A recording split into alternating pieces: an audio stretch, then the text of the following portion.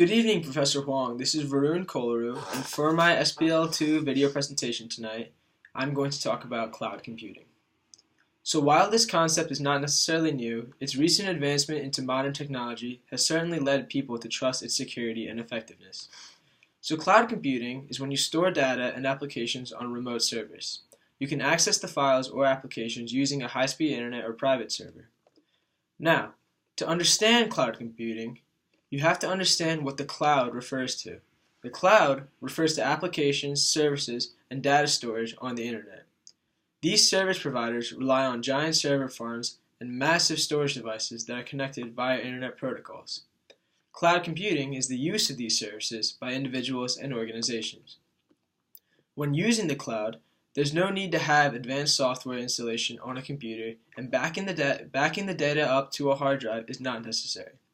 Historically, for a software to run on a computer, an individual copy of the software had to be installed on the computer, either from a disk or after being downloaded from the internet. Now, with the introduction of cloud computing, it's been changed forever. You probably already use cloud computing in some forms. For example, if you have access to your email via your web browser while at work, while at school, you are using a form of cloud computing. If you use Google Drive, you're using cloud computing. Cloud computing is not limited to web applications, but it can also be used for services such as phone or video streaming like Skype and other video services. While these are free versions of cloud computing, there is a big business in providing applications and data storage over the web. For example, we have Apple's iCloud. You pay for a certain amount of cloud storage. For example, I pay, I think, $5 for 50 gigs of storage. You can then save the data to that storage. Now, people with multiple Apple devices like myself can access their music, photos, and any other files and much more from their iCloud account. So when I use my cell phone to take pictures, they are automatically saved to my iCloud, and I can come home and view them on my computer without having to connect my phone to the computer. Likewise, they're also visible on my tablet. So cloud computing also makes working a lot easier.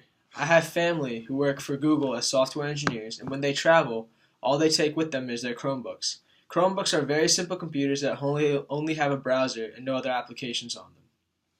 They then remotely access their desktops at their headquarters and continue their projects while on the road. This is an example of cloud computing. Cloud computing is very important in order to efficiently and securely access data, and I'm excited to see what advancements to iCloud computing come in the future. I hope you enjoyed my presentation, and I look forward to using what I learned today in the future. Thank you, and have a pleasant evening. Good night.